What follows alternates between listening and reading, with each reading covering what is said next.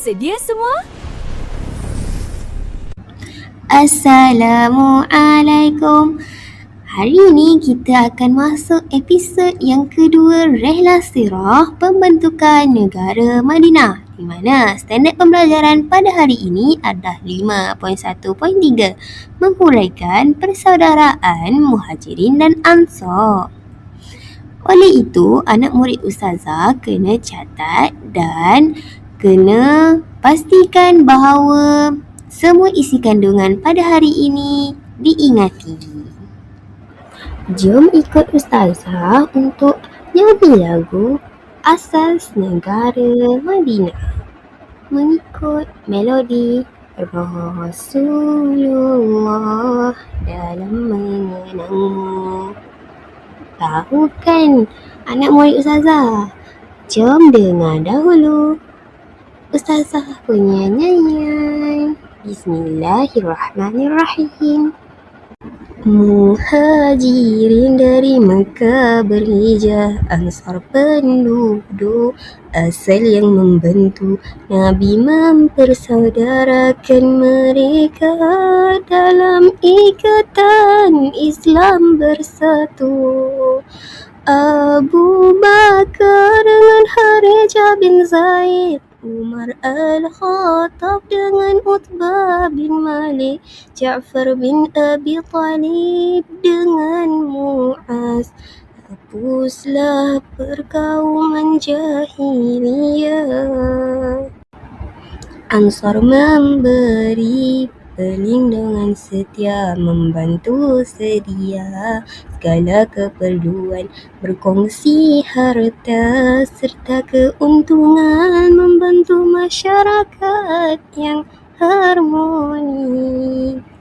Hapuskan keturunan dan harta dipuja, membantu umat yang bersatu padu.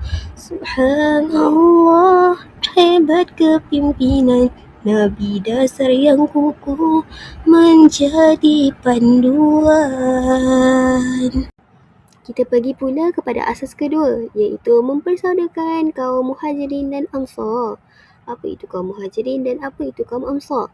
Kaum Muhajirin adalah para sahabat yang berhijrah bersama-sama dengan Nabi daripada Mekah ke Madinah. Jadi Muhajirin adalah mereka yang berpindah sekali dengan Nabi, berhijrah sekali dengan Nabi. Dan kaum Ansar pula ialah penduduk asal Madinah yang memeluk Islam dan banyak membantu baginda dalam penyebaran Islam. Jadi antara contoh persaudaraan yang dibentuk oleh Nabi Muhammad adalah melalui beberapa sahabat Nabi. Iaitu yang pertama adalah Abu Bakar As-Siddiq dengan Jarihah dengan Kharijah bin Zaid bin Abi Zuhair, nama penuhnya. Dan yang kedua adalah antara Umar bin Al-Khattab dengan Utbah bin Malik. Dan yang ketiga adalah Ja'far bin Abi Talib dengan Mu'az bin Jabal. Di mana akhlak yang diamalkan kaum Ansar untuk mengukuhkan silaturahim dengan Muhajirin adalah orang Ansar ini baik kerana dia memberikan perlindungan kepada kaum Muhajirin. Yang kedua, membantu menyediakan keperluan asas seperti makanan, minuman, tempat tinggal dan sebagainya. Dan yang ketiga adalah berkongsi harta dan juga keuntungan. Persaudaraan yang dibentuk oleh Nabi Muhammad ini berjaya menghapuskan perkauman jahiliah yang mementingkan keturunan dan harta benda. Seterusnya, persaudaraan berjaya membentuk masyarakat yang harmoni dan bersatu padu. Alhamdulillah, Alhamdulillah, Alhamdulillah. Jadi, episod Rehlah Sirah episod yang kedua dah tamat. Jadi, jom kita buat aktiviti yang telah disediakan oleh ustazah. Jadi, jangan lupa buat ya.